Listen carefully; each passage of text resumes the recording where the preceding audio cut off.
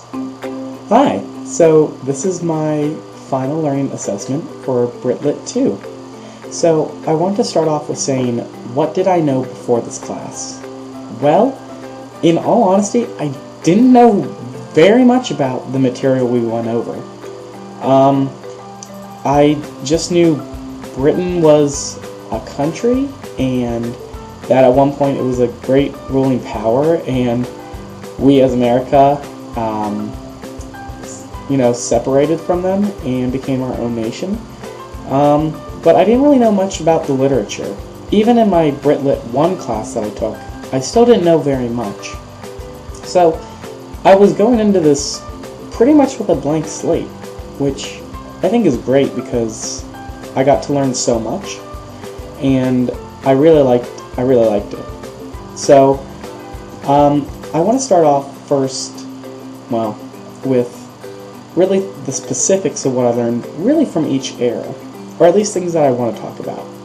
So starting with number 1, I want to bring up the Restoration in 18th century. First off, the Glorious Revolution of 1688 was really the big founding moment for Britain when everything kind of got settled. And that was really the starting point where everything came together and where things started to be stabilized and whatnot. So that was an important thing. But what I was really interested in was the Restoration Theater. I thought that was really cool, and I really liked reading Alpha Bain's The Rover in this book, and I really liked it. But going back to the Restoration Theater, I know there's a few things such as the shortage of boys in it, the fact that women weren't seen as inferior anymore, but they were just opposite for men. And there was also a change in the playhouse design, which I think is really cool, and one of the things was the stage was elongated. So I think that's really cool. I want to discuss The Rover. I absolutely loved the play.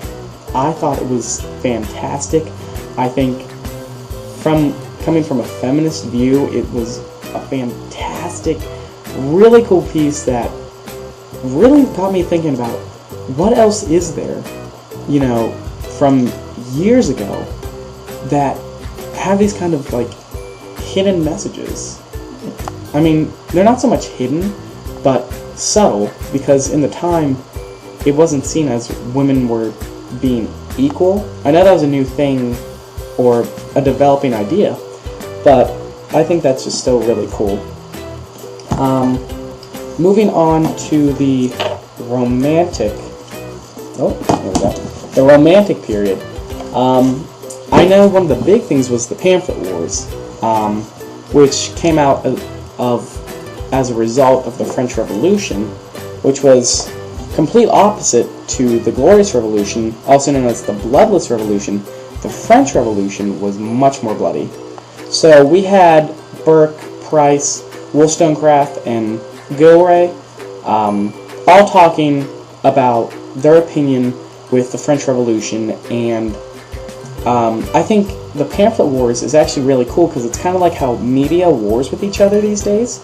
How there's all these different kind of news stations, Fox is known as the conservative side, and I think CNN is more liberal, and so it's hard for regular Americans to get news that's not biased, which I think really stinks, because we should be able to read unbiased information, but that's a separate point. Talking more about the period time, the Catholics and the Protestants were arguing about how much power Parliament should have, which also relates to modern day, how much power should we give the President via Congress, and that whole setup. There's people that think the Constitution should be read very strictly, and there are some who thinks it should be read loosely. So you have that whole thing going on because there's all those powers. And so, returning to Burke, Price, Wollstonecraft, and Gilray, I want to talk about how Burke was against the French Revolution because he was more for the monarchy, and Price believed that the revolution was a good thing. And Wollstonecraft really was not in favor for the French Revolution because it was really bloody, but she did like how revolutions could happen through art. And so that's what she really strived for. The last thing in the Romantic period I want to talk about is Christabel. I don't know why, but I really, really like this poem. I think what Samuel Coleridge did with it was so cool. Because once again, I'm looking at this from a literary theory, which is due to me taking Lit Crit this semester, but I looked at it from a queer study, and I think reading that was really cool because I didn't know people like wrote about those things back then, because it seems nowadays that those type of issues are more modern, I want to say. So it was really cool reading about that. We then move on to the Victorian era. It was named after Queen Victoria when she took power in 1837. And so she ruled until like 1901 or so. And during this time there was a lot of hubbub with the working class, specifically child labor laws, which I didn't know were like a thing, like with British Lit, to the extent that it was. I had no idea that the conditions for these kids were as bad as they really were. I knew about child labor, but I didn't think about how bad they were. So learning about that was like shocking, and like I liked reading about it, but like I want to learn like more about it, and like how this even was a thing. Like where was the humanity, I want to say. And then with the one poem in the Victoria era, The Lady of Shalott, I think it's interesting that there were two different endings, one where she was alive and one where she was dead. That's really interesting because why the change?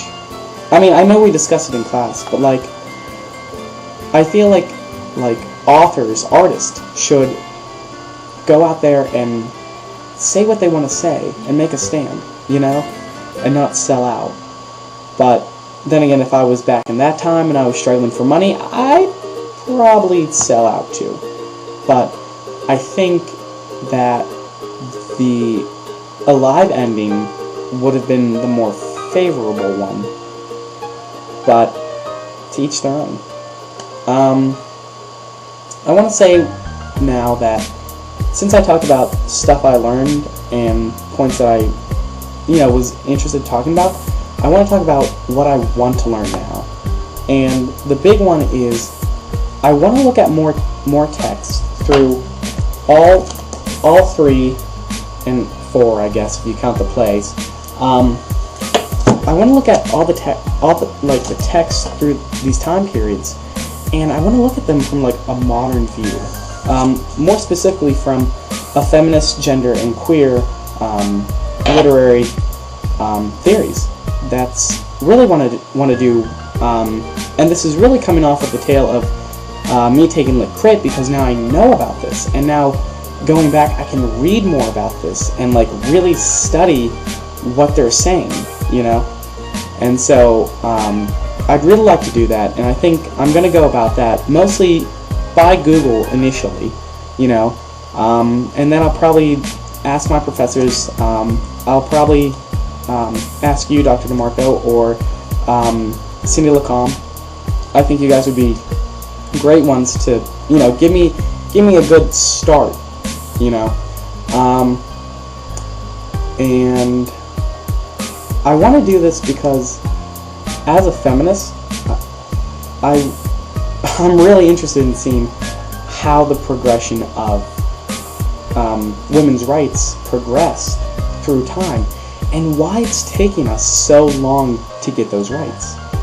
I mean, even today we're still arguing about all these issues, and it's just like, what's going on? You know, if Alpha Bane is writing about this way back, way back in the 18th century, why haven't we like come to some grips by now? Why is there this oppression, this force keeping equal rights down? You know, not just for women, but for everyone, for minorities, for the LGBT community, for anyone that is treated like a second-class citizen. Why is it taking this long when all these texts right here show and tell these messages? And so for me, that's what I really want to do. Especially, and the one that I really did enjoy reading was The Picture of Dorian Gray. I loved it. It had supernatural elements, which I am all about. It had homoeroticism, which is funny, and statements on society that, you know, are still applicable today. Really, what Wilde did with that book, I think, is amazing, and he wrote it in such a time where, like, you know, it was dangerous to write that stuff. I mean, he got put in, you know, 2 years of hard labor for that. You know, all because of the, like, homoeroticism in it. It's insane how today people are still persecuted for being who they are. So, in sum, I want to say that I really enjoyed this class. I enjoyed reading, like, all these books. I mean, not all the way through, of course, but I really enjoyed the material we got to read. I learned a whole bunch, and now I want to keep learning. I want to keep going at it. And I just want to say thank you.